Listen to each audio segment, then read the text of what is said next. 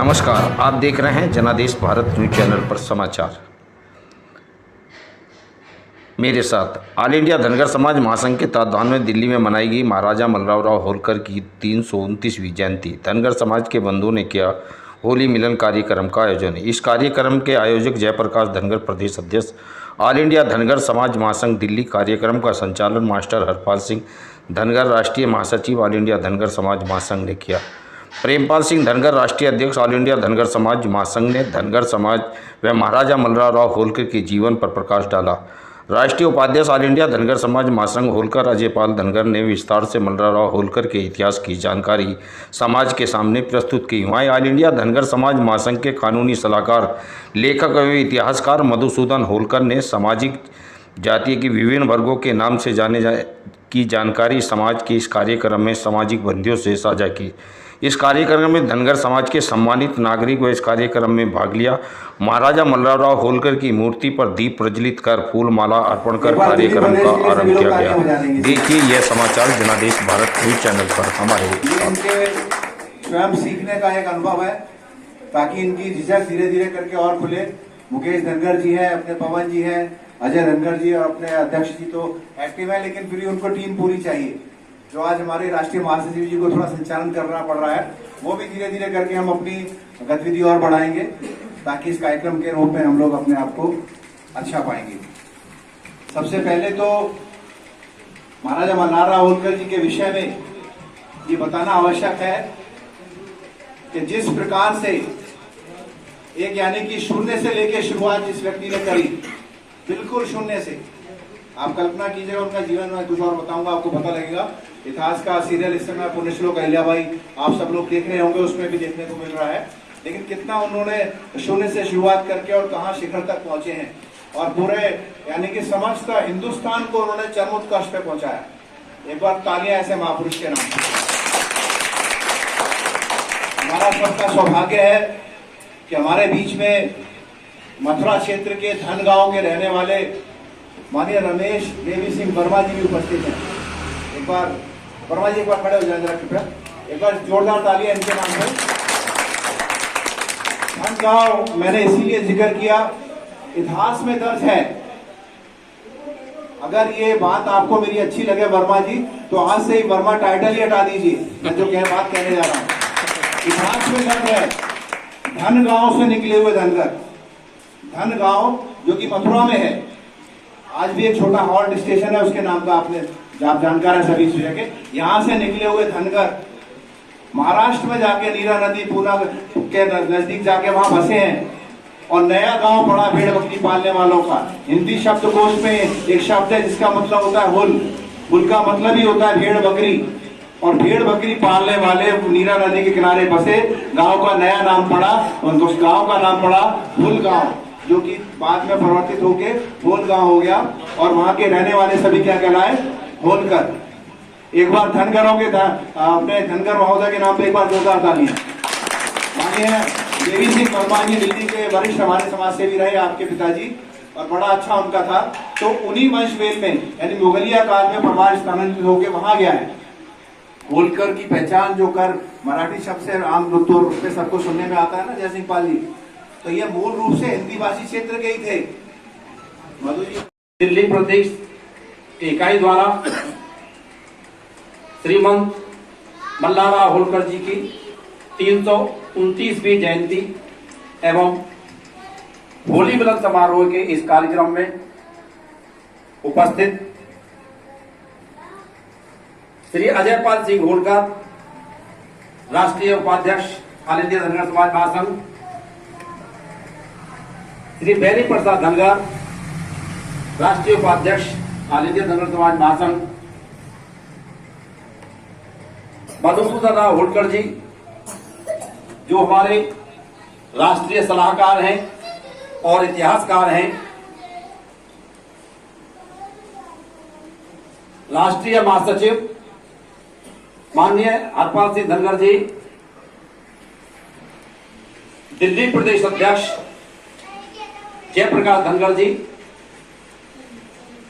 दिल्ली प्रदेश महासचिव राजेंद्र सिंह धनगर जी, राष्ट्रीय मीडिया प्रभारी योगेश धनगर दिनकर जी, राष्ट्रीय टीम के अन्य पदाधिकारी निहाल सिंह धनगर जी, राष्ट्रीय कोषाध्यक्ष, गाजियाबाद से मेरे साथी मंडल अध्यक्ष गंगा विष्णु चंदेल जी, इंस्पेक्टर धर्मवीर सिंह धनगर जी, सोनी बघेल जी, हमारे जवान पे हम आप लोगों को धनगर बना के जोड़ेंगे। दिल्ली टीम की सभी पदाधिकारीगण, मेरे भाइयों और मातृशक्ति, आज का यह प्रोग्राम केवल 4 दिन का हमारी मेहनत है। आज से 5 दिन पहले मेरे दिमाग में आया कि बार बार ये कहते हैं कि यार दिल्ली की टीम को एक्टिव करो।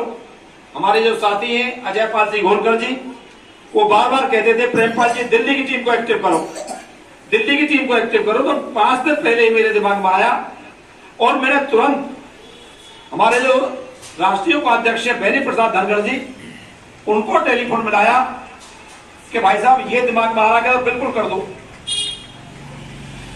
मैंने तभी लिस्ट बनाई, सब प्रोग्राम बनाया। सबसे पहले मैंने प्रो एक बना करके वैसे लिख करके मैंने डाल दिया व्हाट्सएप पर, और जयप्रकाश धनगर जी दिल्ली प्रदेश अध्यक्ष से कहा कि ये आप अपनी तरफ से सब जगह सारे ग्रुपों में भेज दो। उसके बाद मैंने कहा जब नहीं हूं जानते मेरे पुराने साथी, लेकिन मैंने ये पाया अपने अध्ययन से कि धनगर मूल जनजातीय शब्द है, उसे किसी भाषा का भी शब्द नहीं है। बड़ा कह रहा हूं, दोबारा समझ लेना। गाडर से गडरिया, पुरी से पुरपा, ढेड़ से भरवार अगर महाराष्ट्र से निकला है तो मराठी में मेंढपाल होता है, लेकिन मेंढपाल नामक कोई जाति महाराष्ट्र में नहीं। अब ये तो हो गया उस लड़ाई को मन से निकाल देना कि भाई ये गडरिया नहीं है। अच्छा आता ढेंगर की बात, इन्होंने अभी बताया, रसल ने लिखा है 1891 के अंदर, और भी किताबें हमने उससे पुरानी 1885 1891 में हमने प्रूफ ढूंढ ली। वो कहता है कि उत्तर के लिए प्रयोग कर रहा है कि गडरिया एक मिश्रित जाति है। समझना, आप अभी बहुत बड़ी बात कह रहा हूं। गडरिया एक मिश्रित जाति है जिसके आग के अंदर 8 तरह के मुसलमान भी पाए जाते हैं। आपके खटीकों को भी गडरिया कह रहा है वो। मैं किताबों की बात कर रहा हूं, अपनी लिखी नहीं, उनकी। उसके बाद आती है धनगर को, कहता है तो ढेंगर, क्यों ना ढेंगर सब चलता है, इसे ढेंगर भी बोलते। ढेंगर धनगर का अपभ्रंश है, ये बोली का शब्द है। ये आम बोलचाल में तुम तो ढेंगर कह रहे हो, मैं जिस इलाके में आता हूं ढेंगर बोलते हैं, पर अब हम इस शब्द पर भी कर लेते हैं। अगर हम शब्द को भी मान लें तो जैसे आम बोली में कहते हैं ना, बड़ा ढींगड़ा है, ढींगड़ा का मतलब ताकतवर, जबरदस्त। वो धनगर जो ताकतवर होता था, क्योंकि मैं ऐतिहासिक दृष्टि को इतिहास पढ़ता हूं और ये इतिहास में है कि गडरिया जो ये गडरिया की वकालत करते हैं, धनगर को छोड़ के गडरियों का इतिहास कभी पूरा नहीं हो सकता। क्योंकि जितने भी राजा महाराजा हुए हैं सबके इतिहास में लिखा है कि वो धनगर। आ जाइए, हम पहले चले जाते हैं 14वीं शताब्दी में, साउथ के अंदर विजयनगर साम्राज्य 400 वर्ष तक राज्य होता है, धेनु से भी है। धन पशुधन को भी कहा जाता है, जिसके अंदर भेड़ बकरी गाय भैंस सारे पशु को पशुधन कहा जाता है। लेकिन अब ये गडरिया कैसे आया? ये सही है कि आज की डेट के अंदर महाराष्ट्र में जो धन पालने वाला है वो भेड़ बकरी पालने वाला धनगर है। आप क्या बोलते यार, धनगर जब भेड़ बकरी पालता है तो गडरिया क्या नहीं हुआ? आप समझिए, जब उस शब्द की उत्पत्ति महाराष्ट्र से हुई, जिस शब्द की उत्पत्ति वहां हुई वहां पहाड़ बहुत थे, और पहाड़ के अंदर गाय भैंस नहीं पाली जाती, भेड़ बकरियां ही पाली जाती है। तो इसलिए धनगर जब हजारों साल पहले बता रहा हूं हिस्ट्री के अनुसार, भेड़ बकरी के रूप में, कबीले के रूप में जब उत्तर भारत के मैदानी क्षेत्रों में आया, तो उत्तर भारत के अंदर हिंदी में गाडर भेड़ को कहते हैं, और आकर के उसने एक डेरा यहां डाल दिया, अपनी संबंध में जैसे रख दिया, और एक डेरा बाद में आया यहाँ पे। हिंदी भाषा में गाडर भेड़ को कहते हैं, यहाँ की लोकल भाषा के लोग दोनों को उन्होंने कहा कि भेड़ पालने वाला गडरिया जाति नहीं।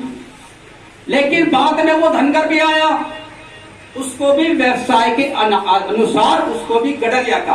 अब ये कहेंगे कि गडरिया जब यहाँ दोनों नहीं थे, थे, गडरिया यहाँ पहले से भी थे। हाँ।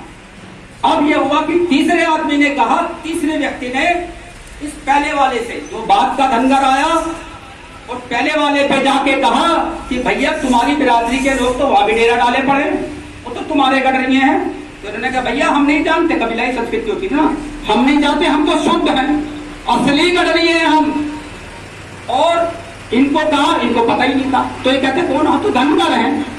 अब ये दोनों ही समय और काल के अनुसार धीरे धीरे दोनों को लोगों ने गडरिया कहा, और जब किताबें लिखी गई तो आदमियों ने दोनों को कहने लगा।